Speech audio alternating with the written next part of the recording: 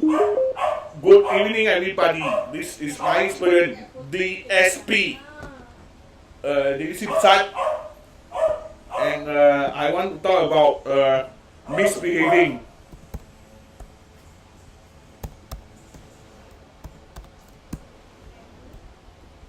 Misbehave in public.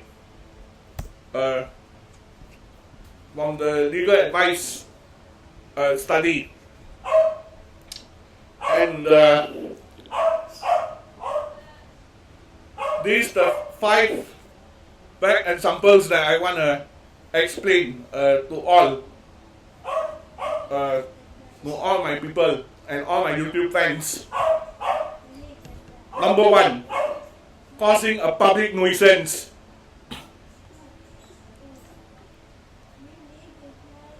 A public nuisance is committed when a person causes common injury, danger or annoyance to the public or people in the vicinity.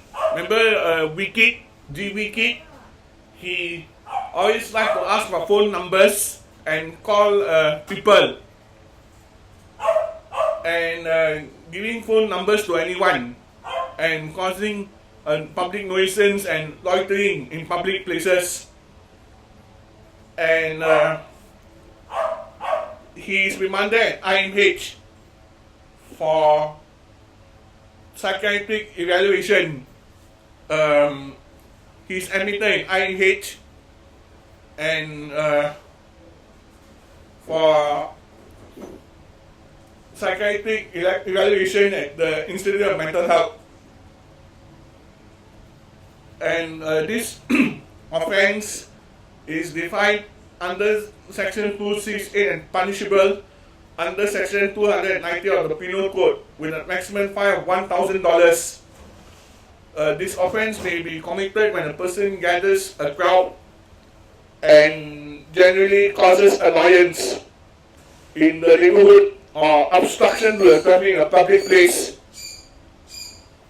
For example, back when Pokemon Go was the case in Singapore, crowds gathering in housing estates in the middle of the night and people crossing the roads blindly to chase after Pokemon could well have been found guilty of causing public nuisance.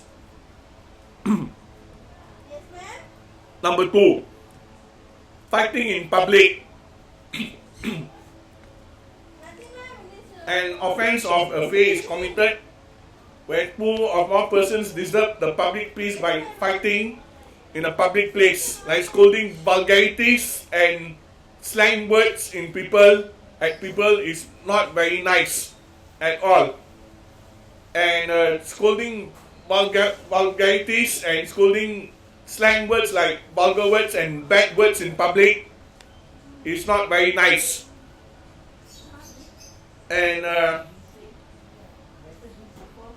an offense of affray is committed where 2 or more persons disturb the public peace by fighting in a public place.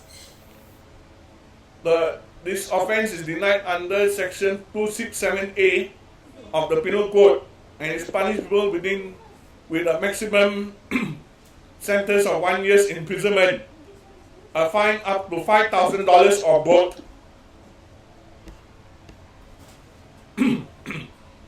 Excuse me. As the offense targets the disturbance of public peace, like dogs barking in the vicinity, like my dog Rufus always barks non-stop, and his neighbor is causing a disturbance downstairs and upstairs, like shouting from downstairs and upstairs, those 2 idiot neighbors. And there does not need to be direct, tangible harm such as injury before an act of affray is found to be committed. This offense aims to maintain public peace so as to preserve the quality of life and security of people in the neighborhood.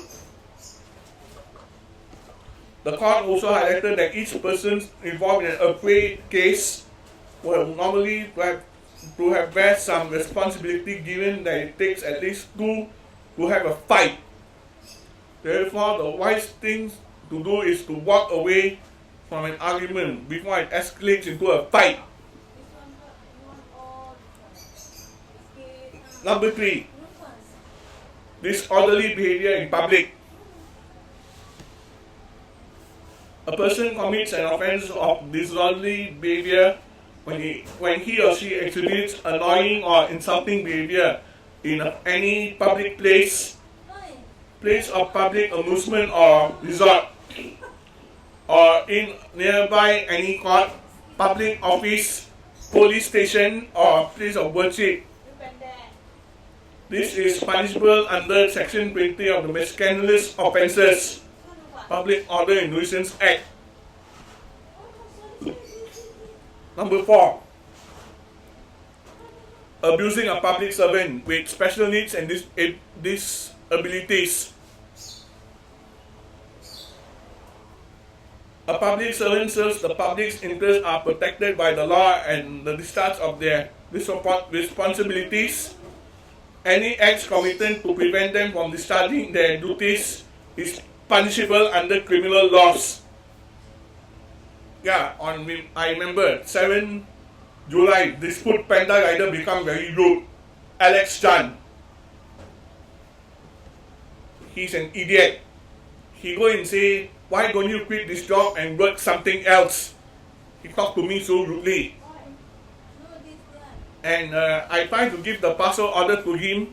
He nodded his head and walked away. And then I shouted at him in anger, no choice.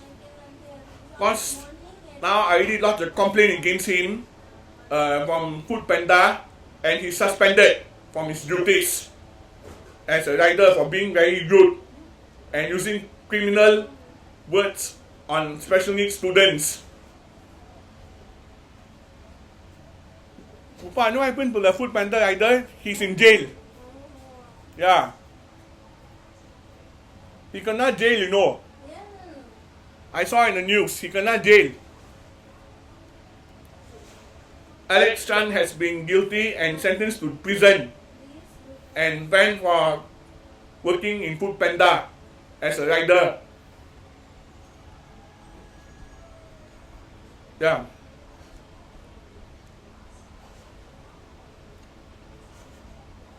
Yeah.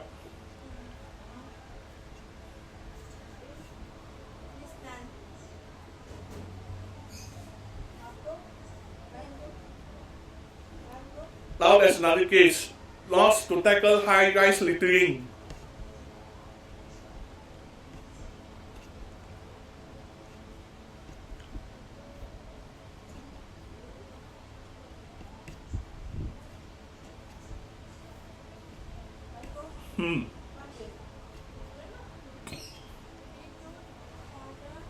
And yeah, that is the 5 behaviors in Singapore that are very, very bad. And that's what I explained to you all. So goodbye.